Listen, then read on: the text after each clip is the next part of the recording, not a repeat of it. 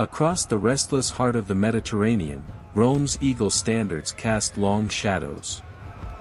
The legions had already broken Carthage, humbled the Hellenistic kings, and pushed their iron frontier from Hispania to Judea. Yet, in the eyes of the Senate and Augustus himself, the empire was never safe, never still. Every frontier had to be pacified, every river valley brought under Rome's unyielding hand. Just beyond the narrow straits of the Adriatic lay a land that looked, to a Roman mapmaker, like a patchwork of mountains, rivers, and raw veins of wealth.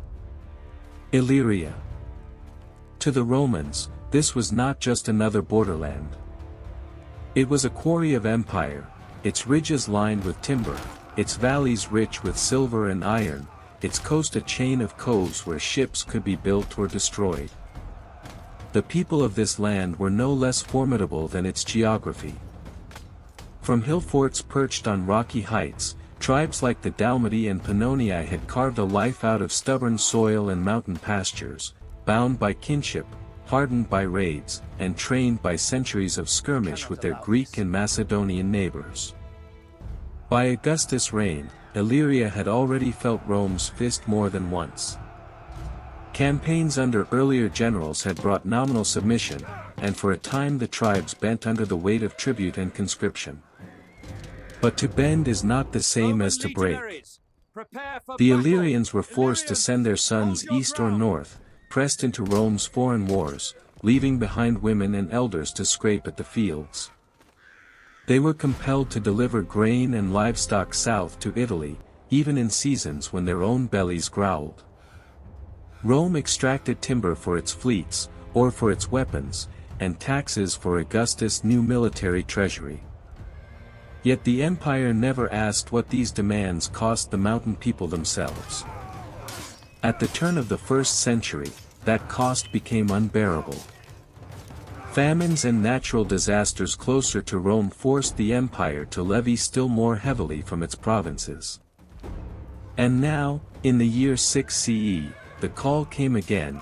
Illyrian men were to gather, counted and ordered to march north, not to defend their homes, but to bleed in Germania, where Tiberius, Augustus' adopted son, struggled against tribes beyond the Danube. For the Illyrians, it was the final insult. Why should they carry the burden of Rome's endless frontiers while their own valleys starved? Imagine the scene, narrow tracks winding down from smoky hill villages, streams of men with spears and rough-hewn shields trickling toward the lowlands. Their sandals slap dust, their eyes burn with resentment. They pass through fertile valleys where vines crawl up stone terraces and herds scatter in the wind, reminders of what they leave behind. These are not mercenaries hungry for coin, but farmers and shepherds being pulled away from their land, their kin, their gods. To the Roman proconsul Marcus Valerius Messala Messallinus, it seemed a simple matter of logistics: gather the auxiliaries, count them, ship them north. To the Illyrians, it was humiliation layered on hunger, a debt extracted in flesh. The land itself seemed to resist Roman order. In the west, the Dinaric Alps clawed skyward, their slopes cut by limestone gorges. Valleys opened only briefly, yielding strips of farmland before the rock closed again. Trade routes followed the rivers, but so did ambushes. To a Roman commander, the topography looked like an obstacle course. To the locals, it was armor. Every ridge was a shield, every ravine a trap, every cave a refuge. And beneath this harsh land lay its glittering lure: silver mines, known since antiquity, where Roman officials now posted guards and exacted quotas. Or carts rumbled down paths once meant for shepherds' flocks, bound for forges where Roman coin and Roman swords were struck. Here was the paradox of Illyria: its wealth made it precious to the empire, but that same wealth ensured its people would never be left in peace. As the Illyrians gathered under Roman orders near the city of Sirmium, perhaps some sensed what was about to ignite. Decades of resentment had piled like kindling. Each levy of grain, each draft of young men, each insult to their chiefs had stacked dry wood higher. All that was needed was a spark, and the mountains of Illyria were dry enough to catch.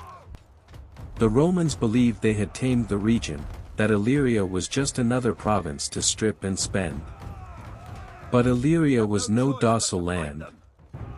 It was a forge, its mountains hammered into resilience, its people tempered in defiance.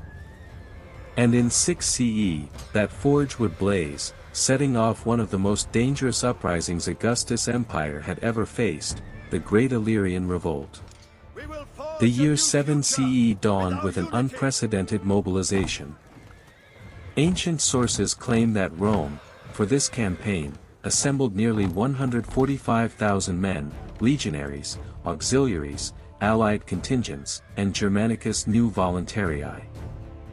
The number is surely inflated, but the message is clear: Augustus had thrown colossal strength into the Balkans. To the Romans, the revolt was no longer a local disturbance. It was a war that threatened the empire's foundations. Yet what use is a giant army when the battlefield itself conspires against you? Illyria was not the open plains of Gaul, where legions could maneuver in tidy lines, nor the deserts of the east, where discipline could overcome chaos. It was a labyrinth of stone, mountains that split the land into isolated valleys, rivers that cut off supply lines, forests dense enough to swallow whole cohorts. For every path the legions advanced upon, a dozen ambushes waited. The rebels understood this. Their strength did not lie in matching the legion spear for spear, but in drawing them into terrain that neutralized their discipline. And so, in the spring of 7 CE, when Severus and Silvanus attempted a coordinated advance with their forces, they found themselves trapped. Somewhere in the broken ridges of northern Illyricum, confusion among Roman officers, combined with the cunning of Illyrian scouts, led to catastrophe. The rebels encircled them. Ancient chroniclers, including Velius Paterculus, paint the picture vividly. The Thracian cavalry, Rome's eastern allies, were the first to collapse. Harried by missiles, their mounts stumbled in the rocky ground, and panic spread. Auxiliary contingents, less disciplined than the legions, broke next. A rout threatened to cascade through the entire Roman host. Here, the story narrows to the rank and file. The centurions, those scarred veterans with vine staves and iron wills, held their men together.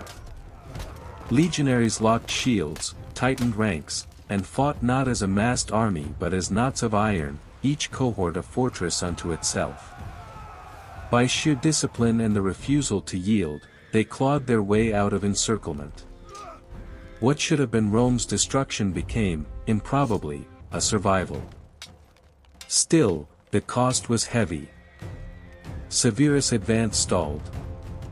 The Illyrians proved they could not only harass but nearly annihilate entire Roman armies. In the camps at night, whispers spread: if these tribes could encircle and rout auxiliaries, what might they do to legions if fortune turned again? For Germanicus, watching and learning, the lesson was stark. Numbers alone meant nothing in Illyria. Here, a massive army could become its own liability, slow, cumbersome, unable to adapt to the quicksilver strikes of mountain warriors. To fight in Illyria, Rome would have to change. But in that grim year, change came only through blood. And though Rome had survived encirclement, the rebellion still raged untamed, the mountains still echoing with Illyrian war cries, daring the legions to come again. The disasters of early 7 CE forced the Romans into an uncharacteristic admission: brute strength alone would not conquer Illyria.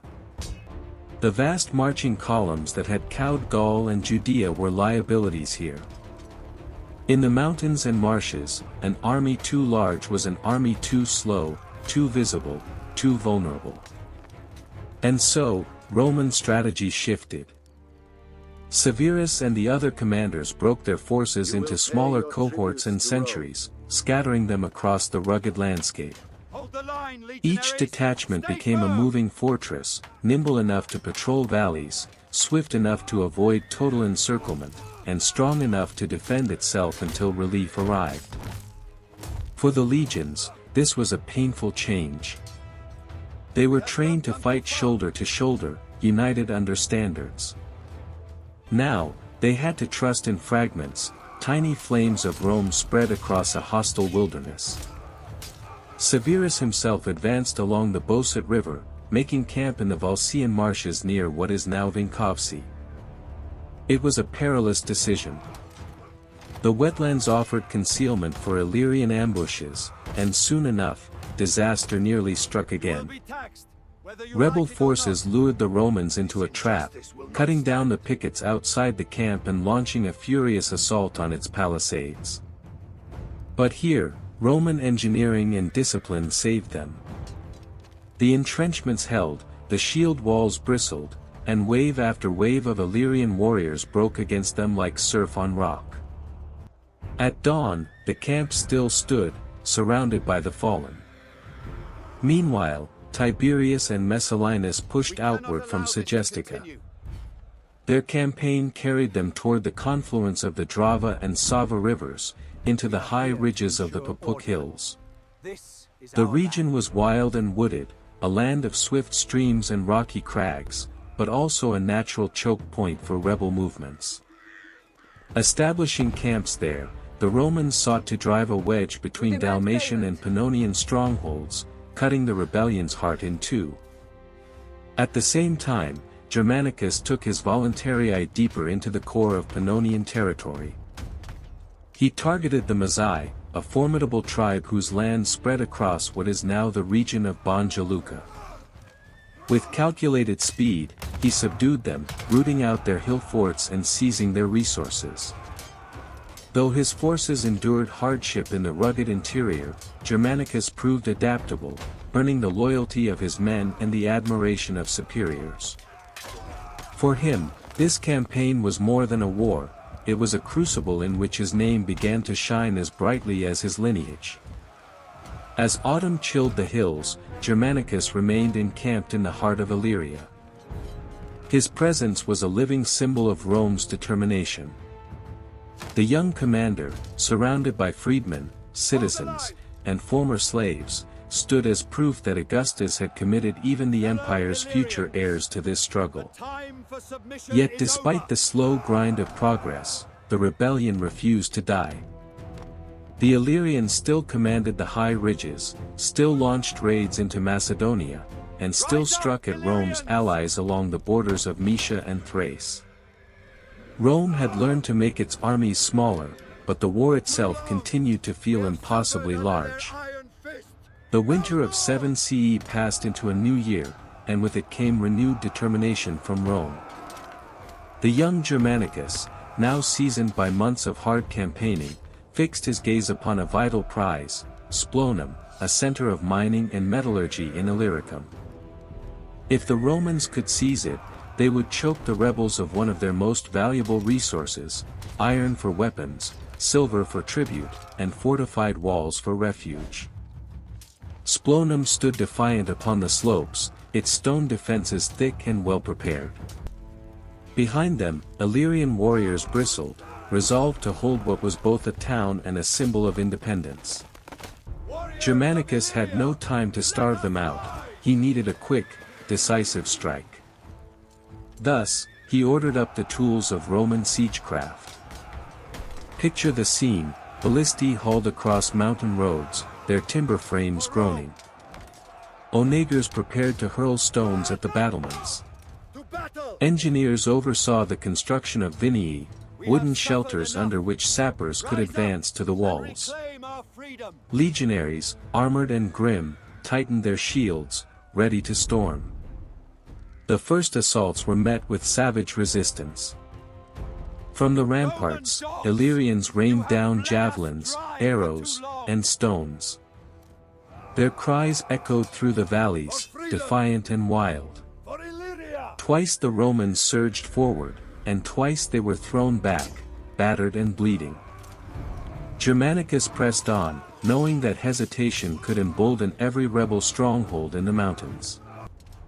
Then came the moment on which the battle turned. Among the Roman cavalry rode a man of Germanic origin named Pusio. As missiles flew, he spurred his horse toward the wall and hurled a massive stone upward. By sheer chance or divine will, the missile struck true, shattering part of the crenellation and crushing the defender behind it. Panic spread along the wall. To the Illyrians, it was an omen. If their gods allowed their fortifications to fall, perhaps the city itself was doomed. Sensing their fear, the Romans surged once more. Scaling ladders found purchase, shields overlapped, and the wall was breached. Germanicus' men poured inside, overwhelming defenders in bloody hand-to-hand combat. Soon, the garrison surrendered en masse. Better to yield than to face extermination.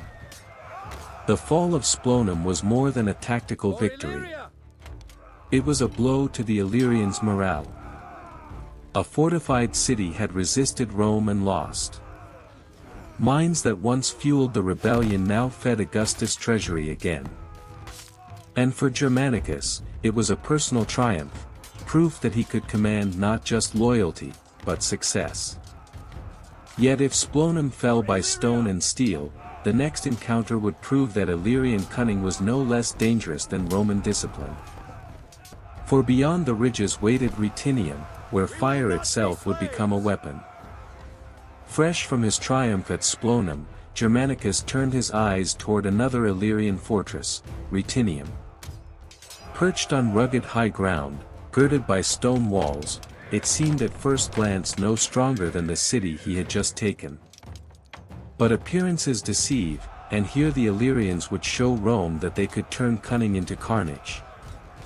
As the Romans approached, the defenders set fire to the suburbana, the outlying houses and workshops that ringed the town.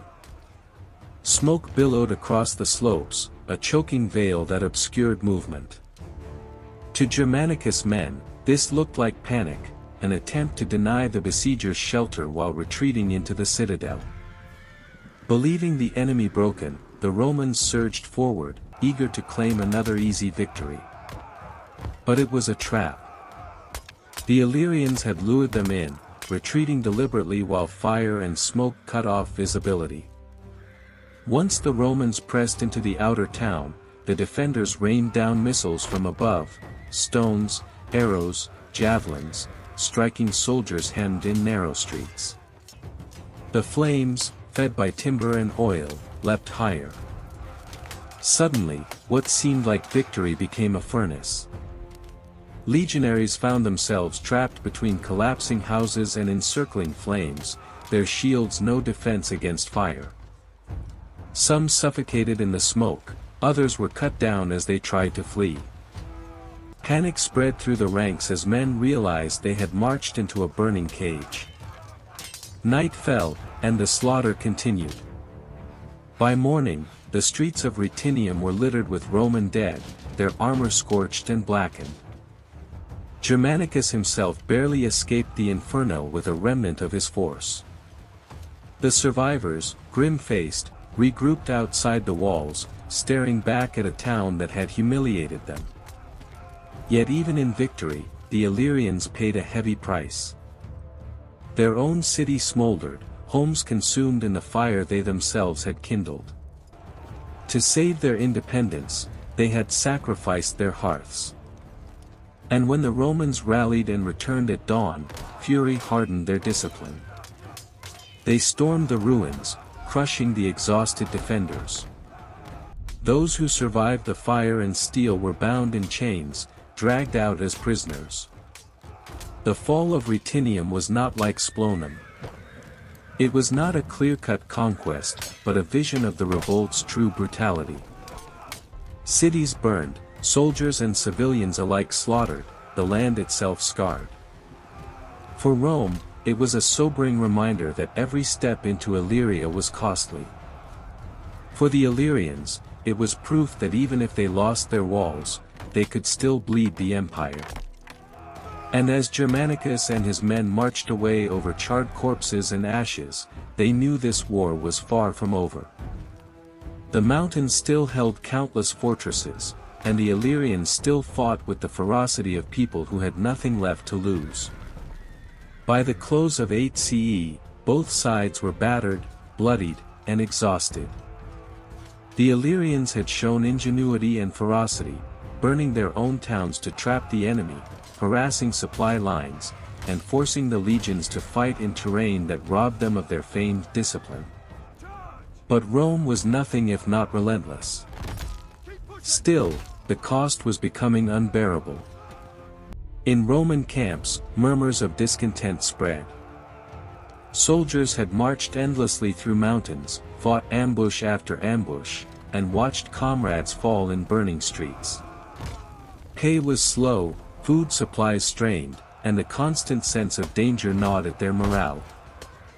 What was once the pride of serving Augustus' empire had curdled into bitterness. Mutiny loomed. Veterans grumbled openly, younger recruits cursed their officers. For the first time, it was not Illyrian spears but despair within the ranks that threatened to undo Rome's war effort. Tiberius, a man of icy temperament, knew the danger. He was not loved by his men as Germanicus was, but he understood discipline better than any commander alive. Harsh when needed, patient when useful, he chose a middle course. To restore order, he reorganized the army itself. Instead of massive, lumbering forces vulnerable to encirclement, he divided the legions into 3 columns, each led by a trusted commander, Silvanus, Marcus Lepidus, and himself, with Germanicus and his voluntarii under his watchful eye. This reorganization did more than change tactics, it gave the soldiers a sense of renewed purpose. Smaller armies moved faster, covered more ground, and struck in different directions at once. No longer pinned down by a single decisive battle, Rome could grind the rebellion from multiple fronts. For Germanicus, this was a moment of transformation. Still young, he suddenly found himself marching not as a junior commander but as a leader in his own right, entrusted with men, supplies, and responsibility. The cursus honorum, Rome's ladder of offices, was built on such moments. Victories or failures in Illyria would shape his path toward glory or ruin.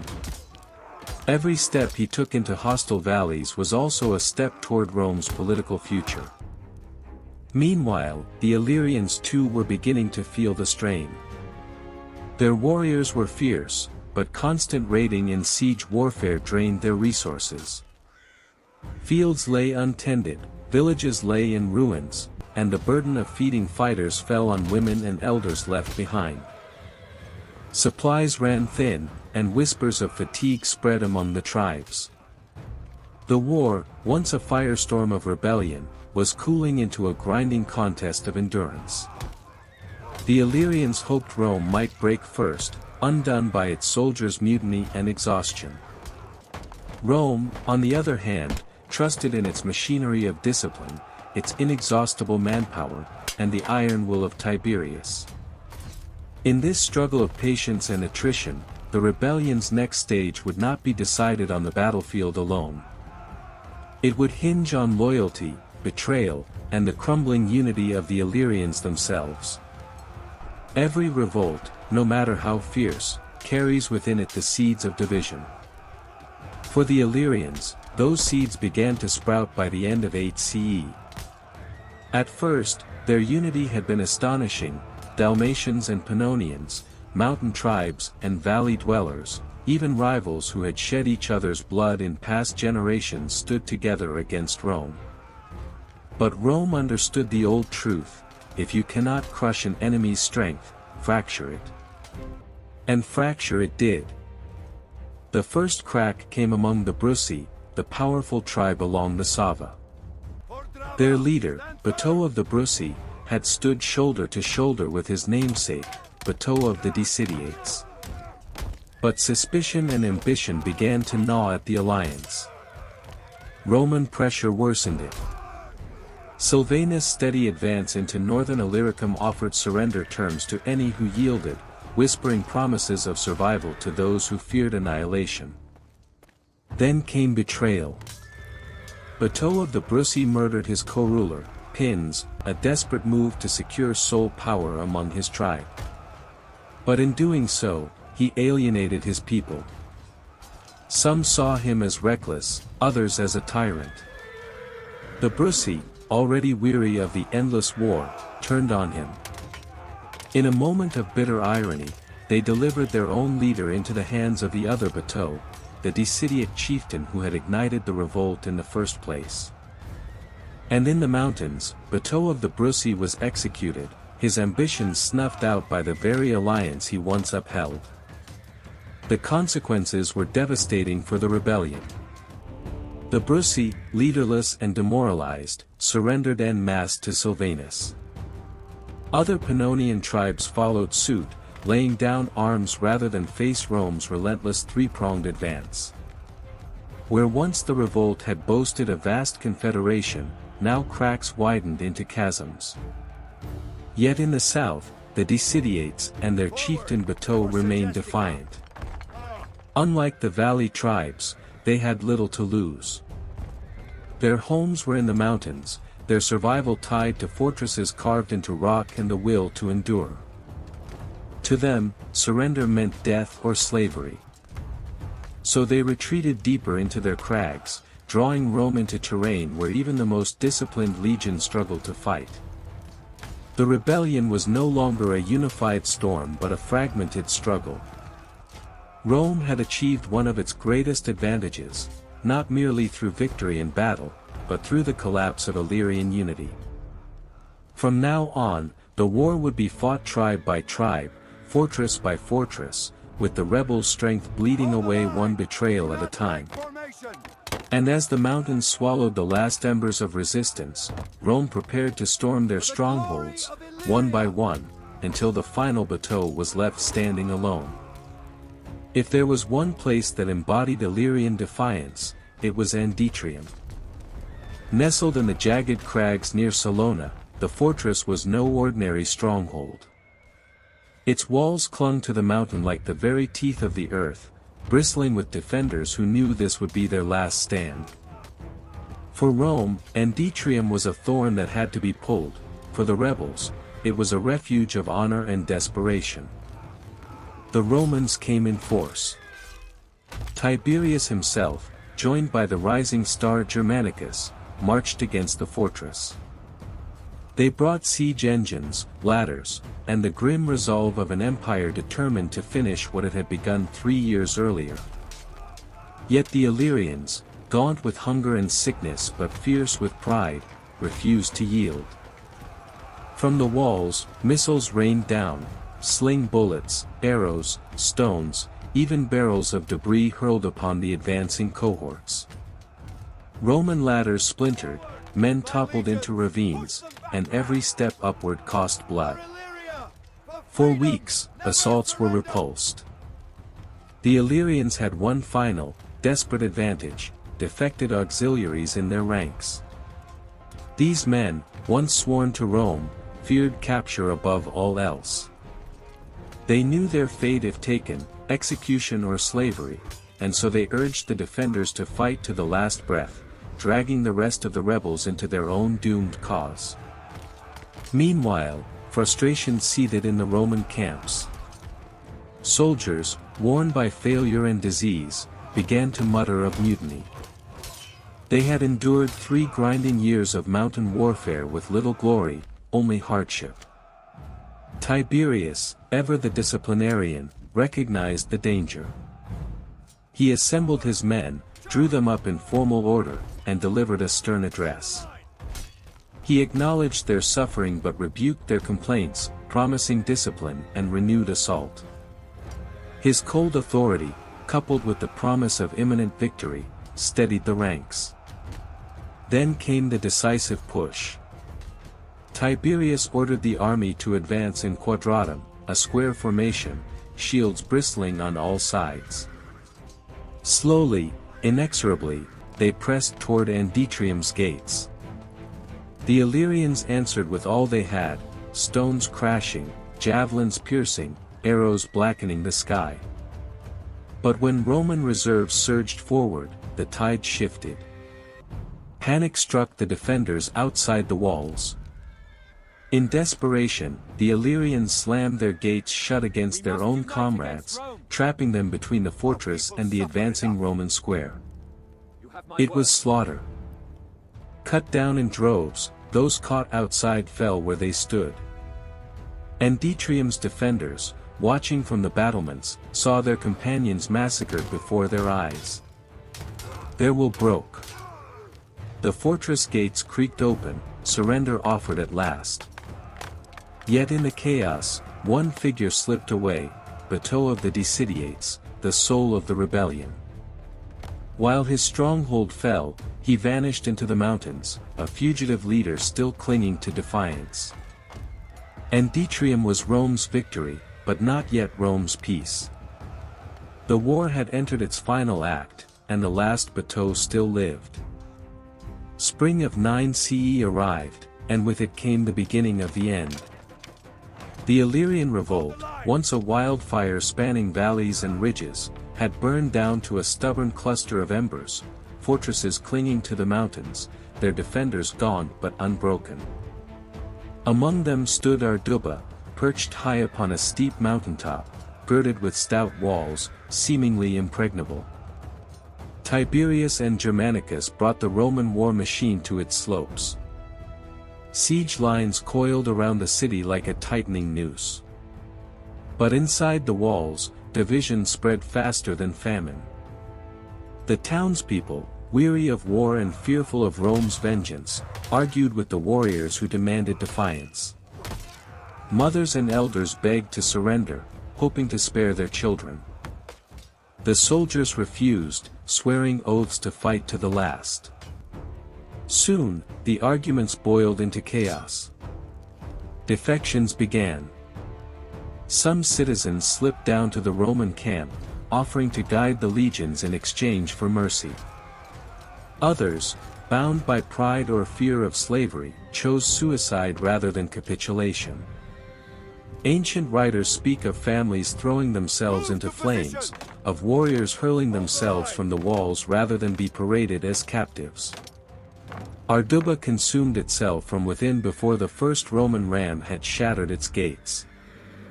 When dawn broke, the city was broken. The remaining strongholds, hearing of Arduba's fate, understood the message. Resistance was suicide. One after another, they surrendered. Now only Bato of the Decidiates remained, the last great figure of the rebellion. Hunted, harried, he turned not to battle but to negotiation. He sent his own son, Suas, as a hostage to Tiberius, a token of good faith, and offered terms. His plea was not for his own life but for the survival of his people, clemency for the remaining rebels, an end to Rome's retribution.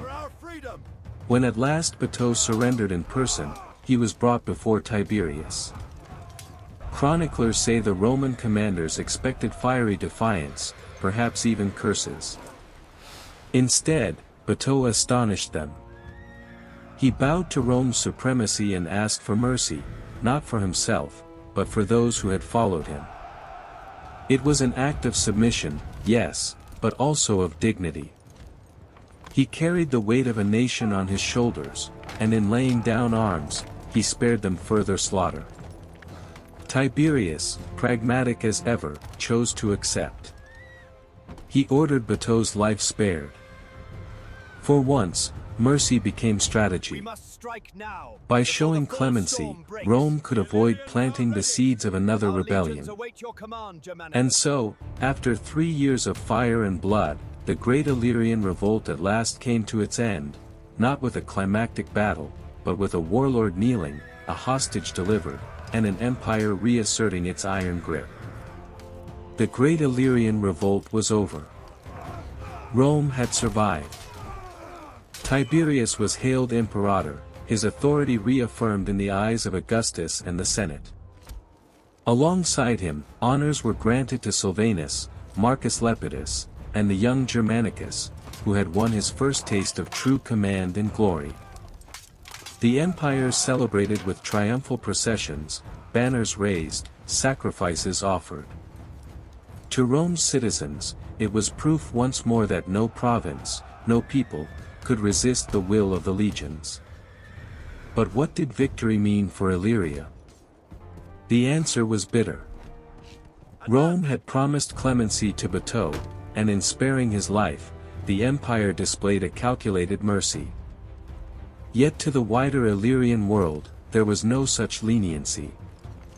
The Brussi and Decidiates confederations were broken apart, their tribal structures dismantled. Many surviving warriors of fighting age were sold into slavery, scattered to the far corners of the empire, North Africa, Syria, even Gaul, so that they could never rise again in unity. Women and children, though spared mass execution, bore the scars of famine, displacement, and subjugation. Rome redrew the lines of the land, carving Illyricum into more manageable administrative units.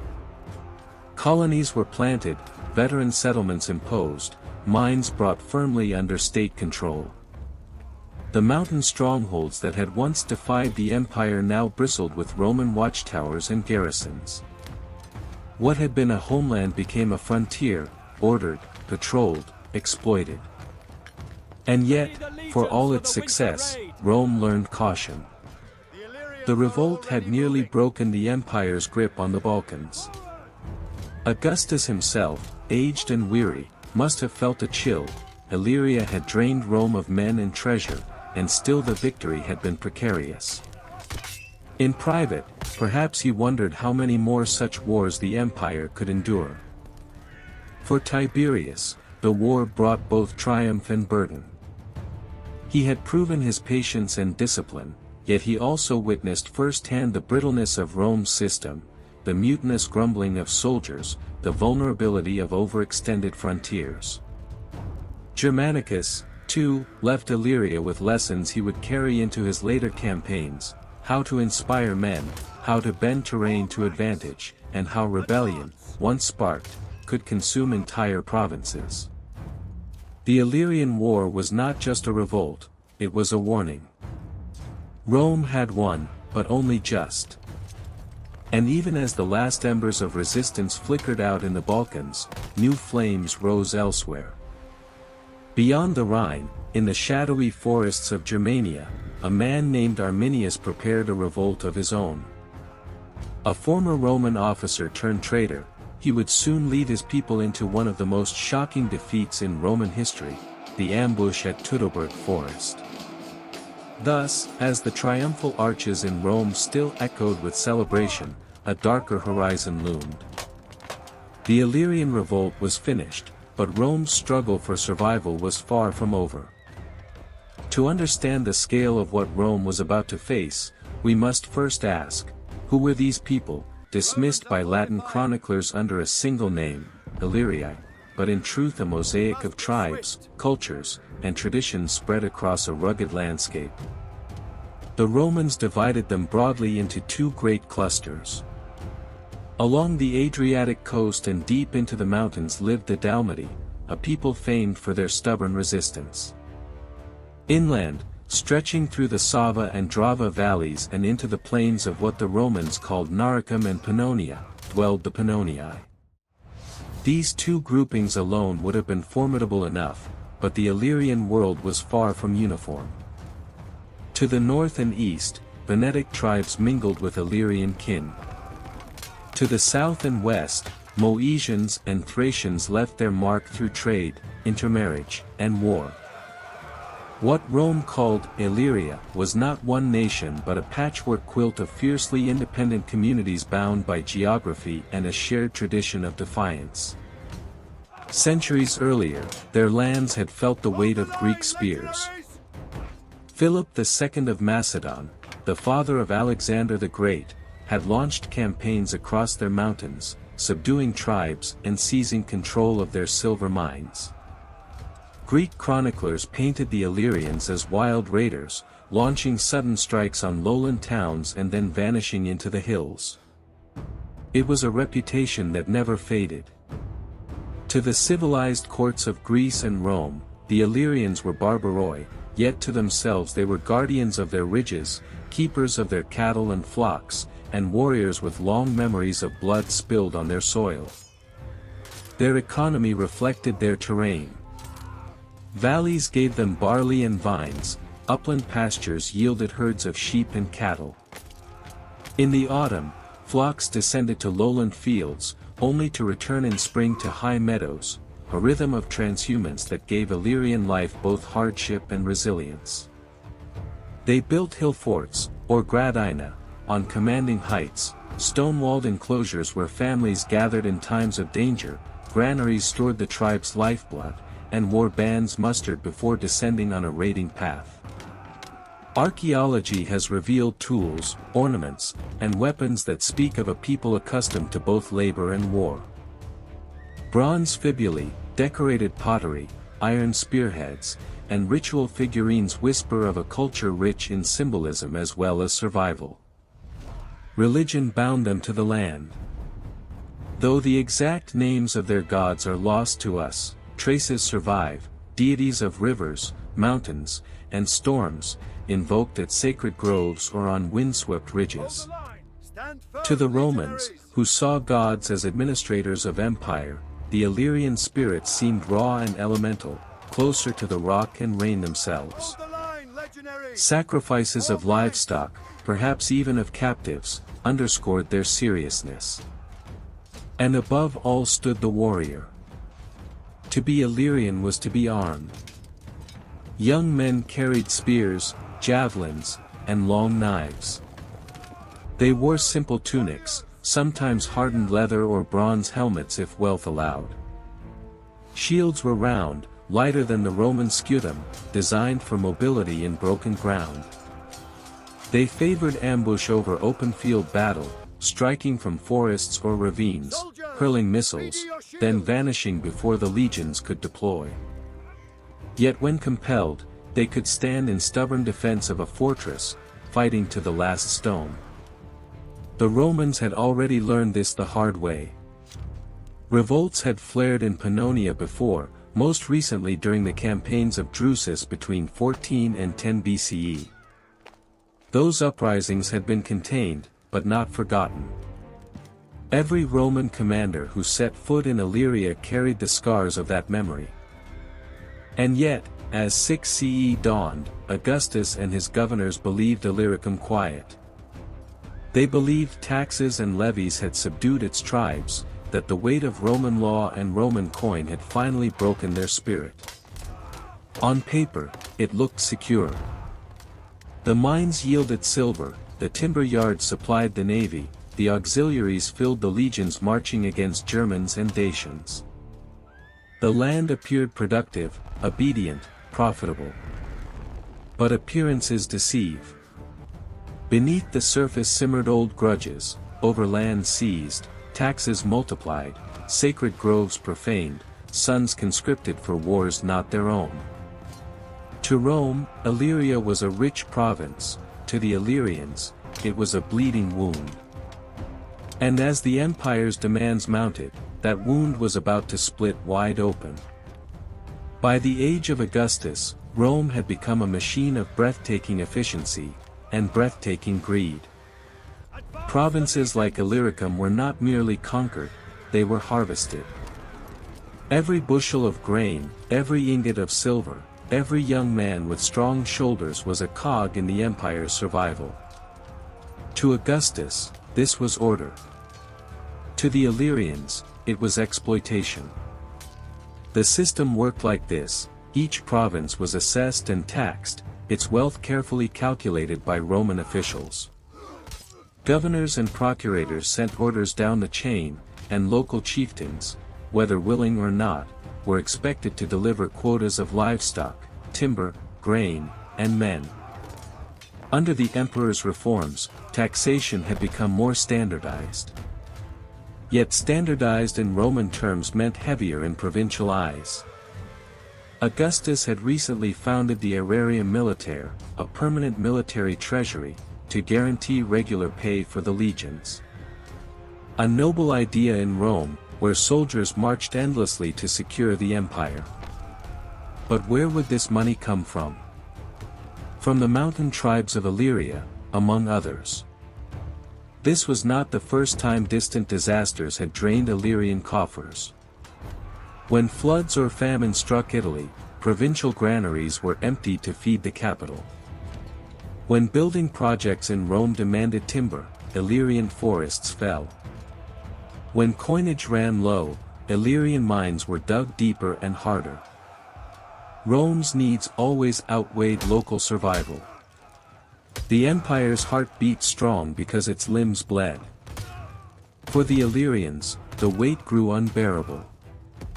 Fields left fallow for war levies produced less grain. Herds diminished under constant requisition. And when governors demanded still more, grain to feed Italy after a poor harvest, men to fill legions marching north, the tribes found themselves cornered. Consider the humiliation. An Illyrian farmer might see Roman officials stride into his village, tallying his livestock, measuring his fields, and commanding his sons to muster. The Romans wrapped this in the language of duty, calling them auxiliaries, who fought for the glory of the empire. But to the farmer, it was theft, of food, of family, of freedom. Even worse, Rome's demands often came suddenly, with little warning. Grain might be seized before it ripened, leaving villages hungry through winter. Tribes forced to send warriors abroad found themselves defenseless at home, vulnerable to rival raids or wild incursions from beyond the frontier. The Romans had no patience for excuses, they expected quotas met, or punishment followed. Modern historians have suggested multiple triggers for the Illyrian Revolt.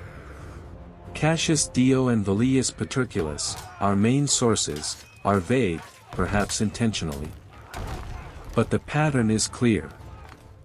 The sudden withdrawal of most Roman troops from Illyricum left the region exposed.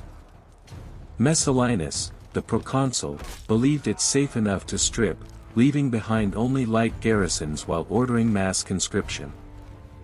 Into this vacuum of power, anger poured like water into cracked stone. Behind the statistics of tribute and levies lies a human reality. Households stripped of their strongest workers, villages hollowed of their youth, children watching fathers march away not for their tribe, but for Rome. In every hearth, the question burned, how long could this go on before something snapped? The Romans had built an extraction engine that fed their legions, their treasuries, their monuments. But engines grind until they break. And on the rugged ridges of Illyria, Rome's machine was about to seize. The year was 6 CE. The order went out from the Roman governor Marcus Valerius Messala Messallinus. The tribes of Illyricum were to muster for service. The chosen gathering place was near Sirmium, a city that lay at the crossroads of rivers and roads, a hub of control for the Romans deep in Pannonian territory. Here, the conscripts were to assemble, Dalmatians from the rugged coast and uplands, Pannonians from the fertile valleys, to be counted, armed, and dispatched north into the forests of Germania, where Tiberius, Augustus' heir, struggled to bring Maroboduus and his Marcomanni to heel. For Rome, this was a routine summons. For the Illyrians, it was the breaking point. Picture the fields of men converging, lean shepherds from the high pastures, miners hardened by the dark silver shafts, farmers whose hands still bore the cuts of harvest.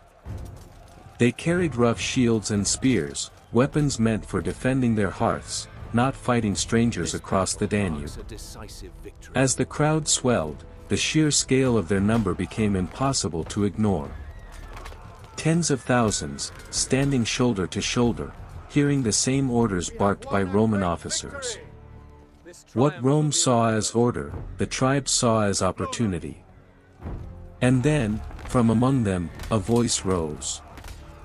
It belonged to Bato of the Decidiates, a chieftain of a mountain tribe, already known for his courage.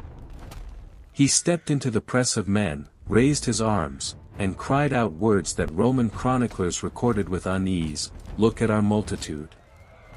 Why should we serve when we could rule? Why fight Rome's wars when we can fight for our own freedom?" It was a simple equation, yet devastating. The Romans had inadvertently gathered a mass not of obedient auxiliaries but of potential rebels.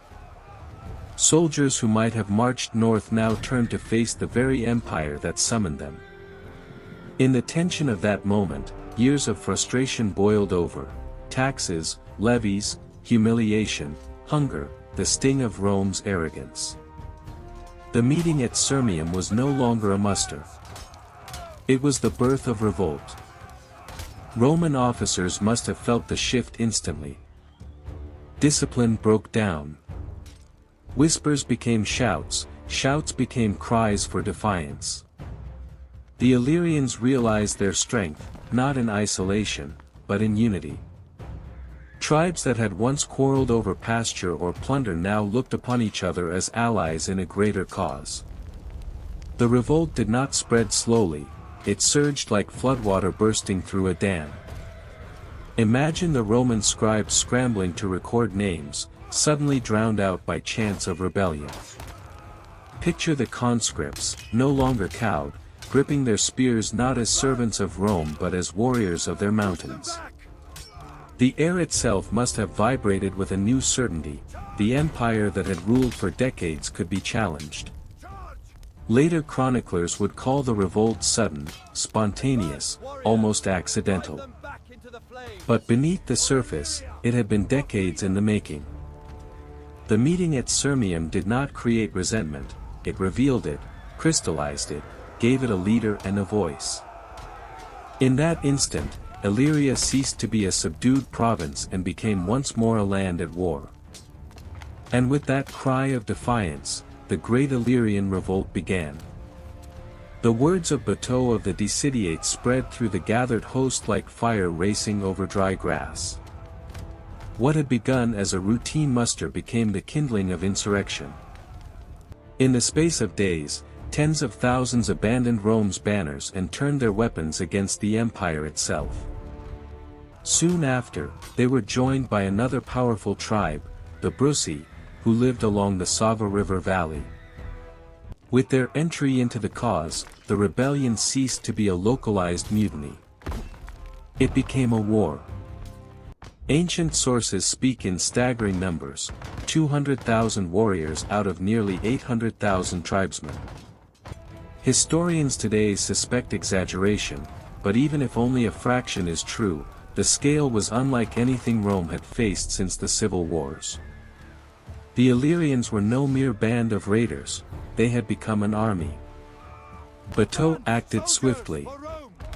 He split his forces, sending one body south to strike at Salona, the great coastal city and seat of Roman power in Dalmatia.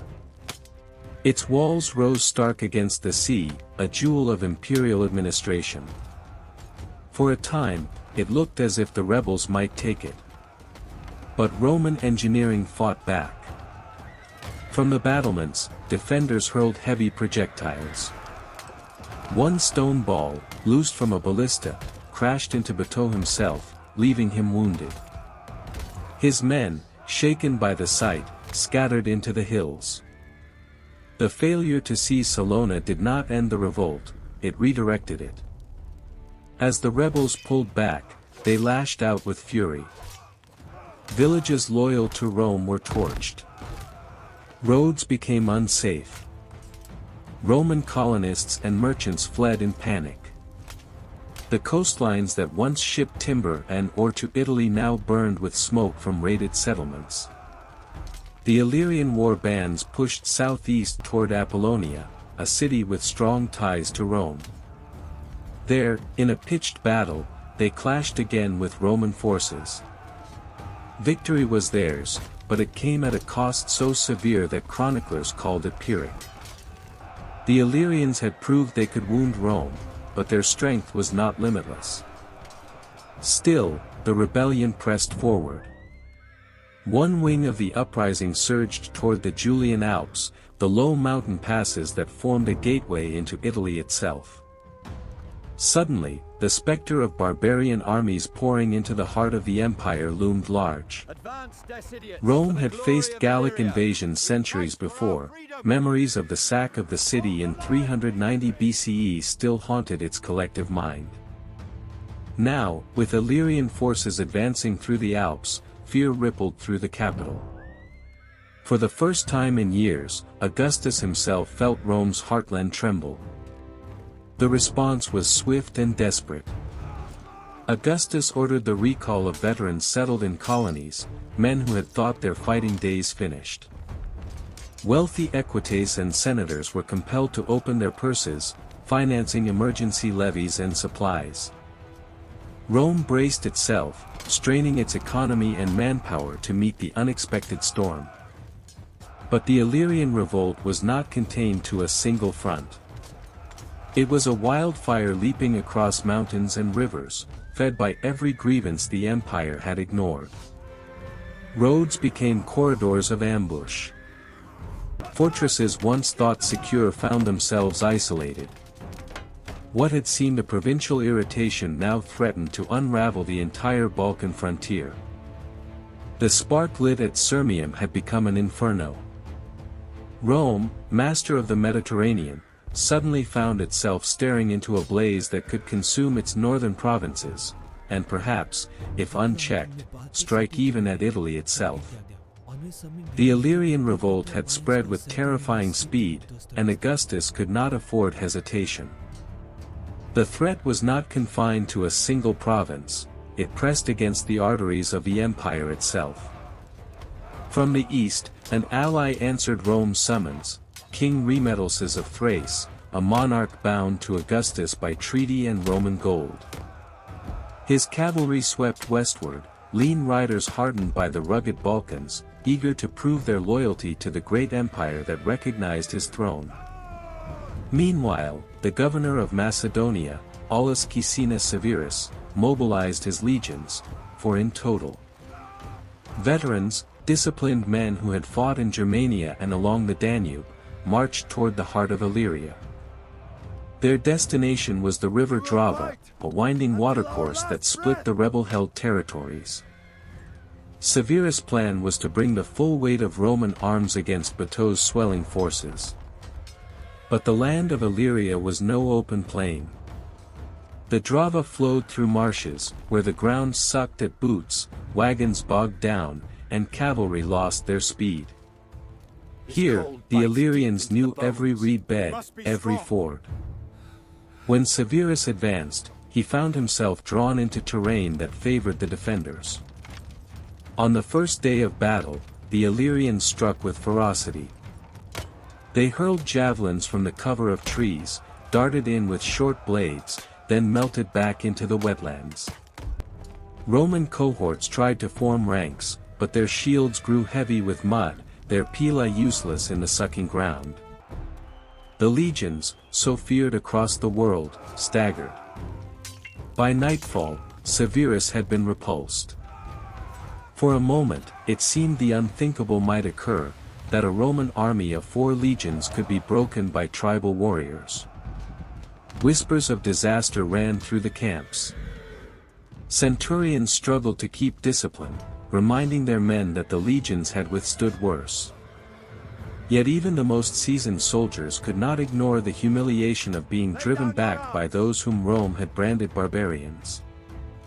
The next day, salvation arrived, not from within Severus' battered ranks, but from the hooves of allies.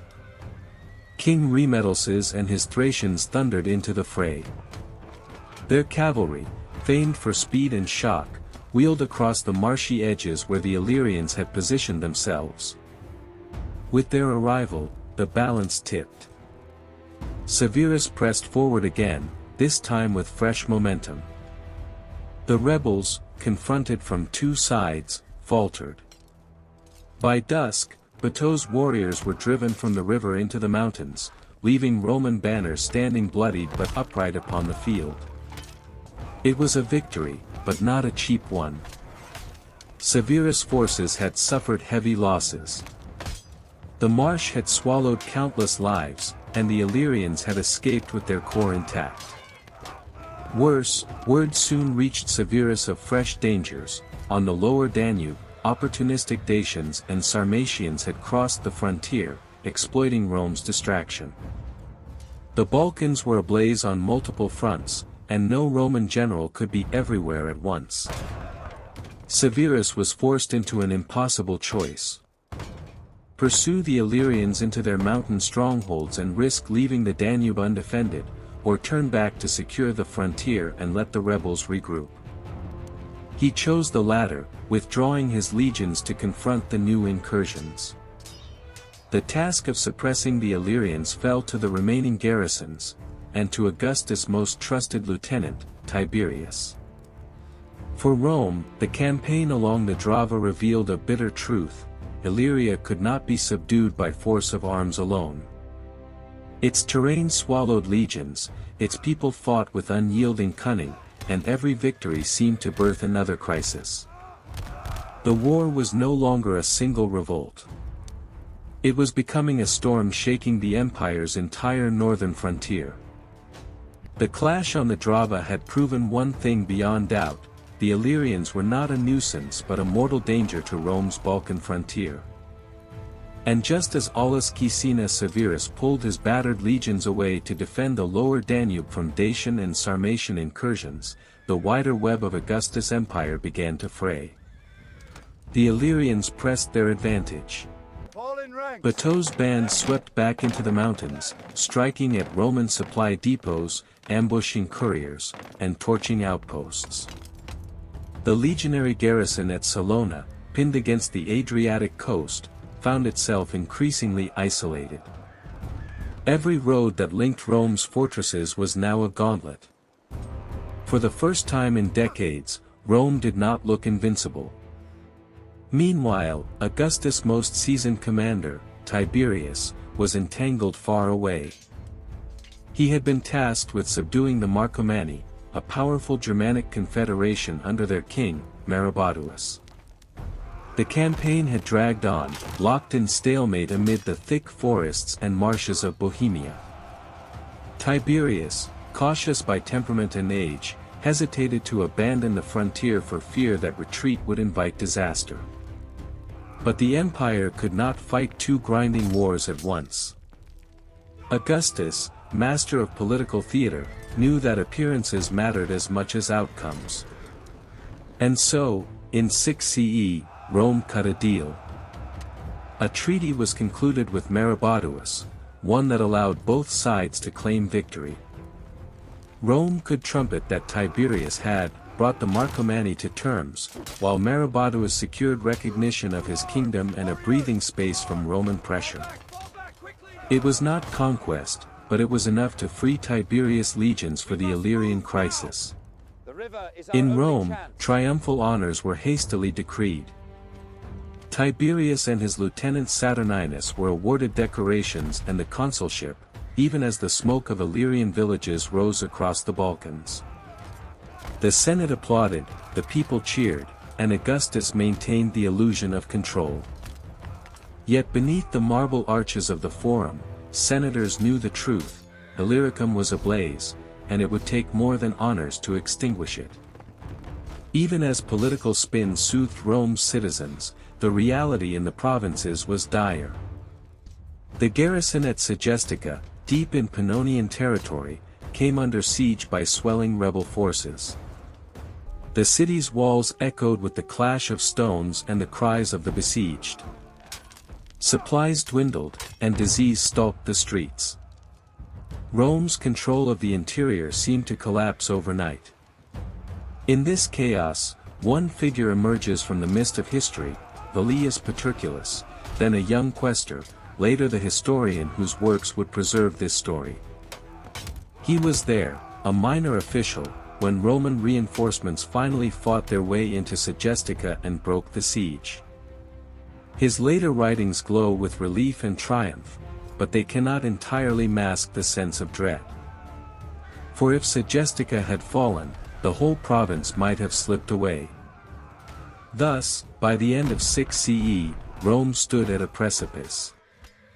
Severus had been forced north. Tiberius abandoned Germania under the thin veil of diplomacy. And in the highlands and valleys of Illyria, Bato's rebellion was no longer a spark, it was a roaring fire. The frontier strained, and the empire braced. Rome was not yet defeated.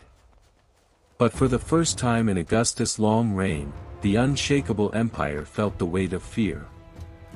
By now, the Illyrian revolt had taken on a new and dangerous shape. It was no longer simply one tribe rising against conscription or taxes, it had become a confederation of peoples, a swelling storm that united valleys, ridges, and rival chieftains.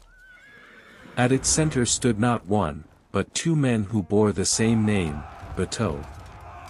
The first, already known to us, was Bato of the Decidiates, a mountain warlord whose defiant speech at Sirmium had set the rebellion ablaze.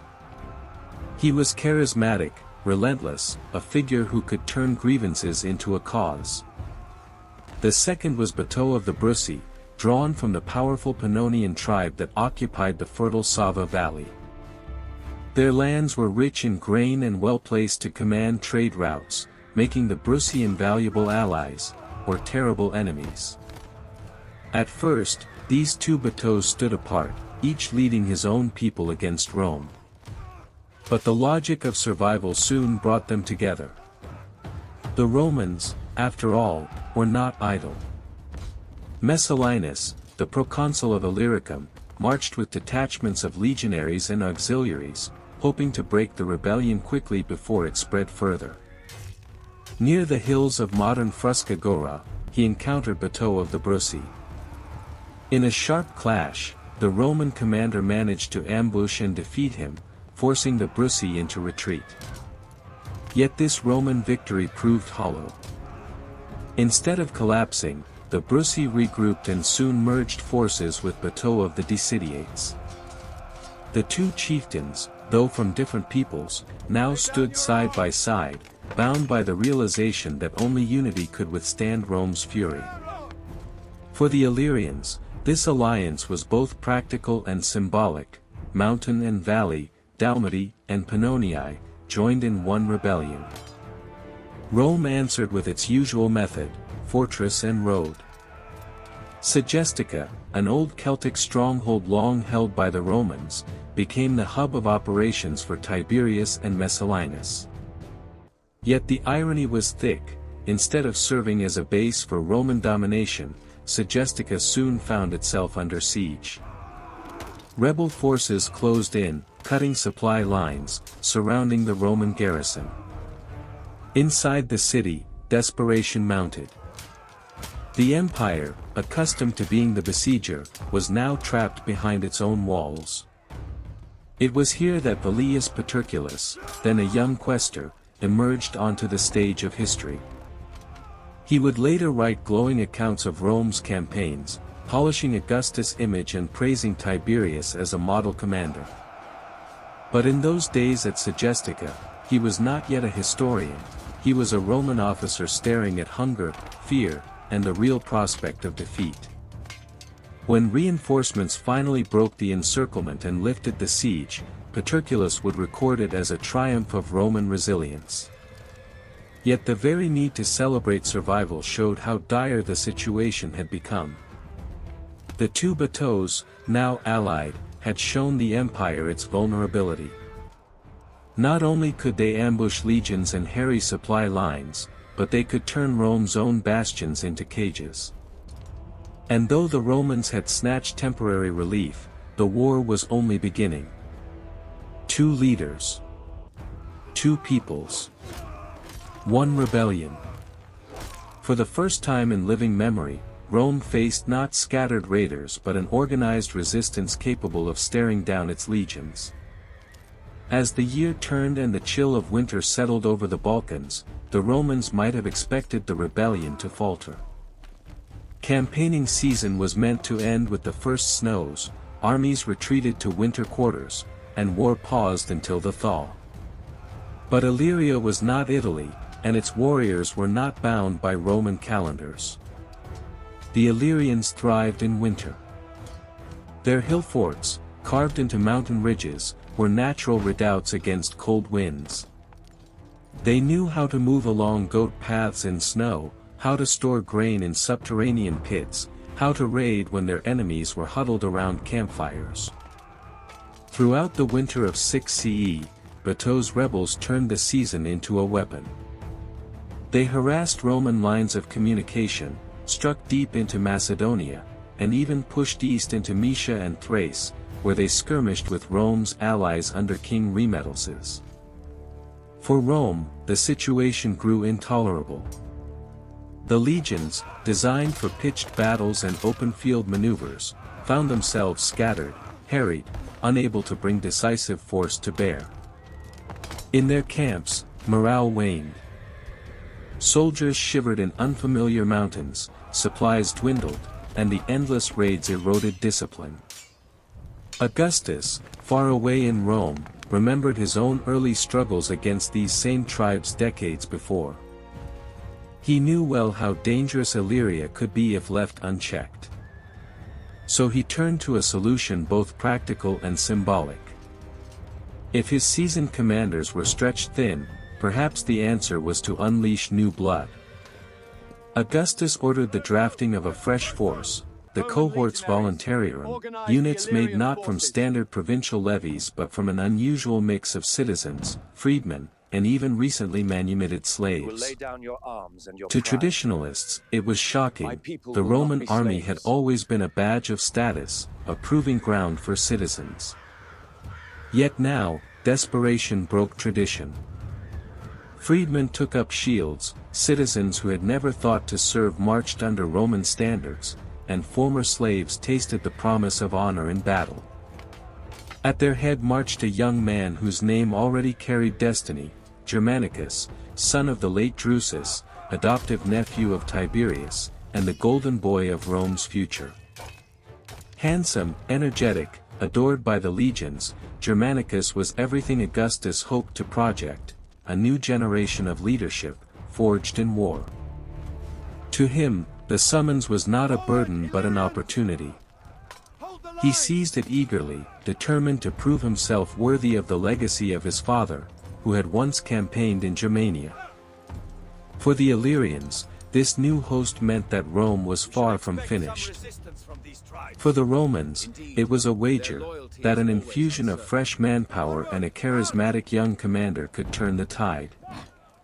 Thus, as the winter of 6 CE passed into the campaigning season of 7 CE, the stage was set for an escalation unlike anything the Balkans had seen in living memory. Rome had poured nearly the full weight of its resources into crushing the revolt. Yet the Illyrians still held the mountains, still held their unity, and still believed that the empire could be broken. The war that had begun as a spark in Sirmium was now an inferno that consumed both sides, and as the snow melted, both Rome and Illyria prepared for a struggle that would test them to the core.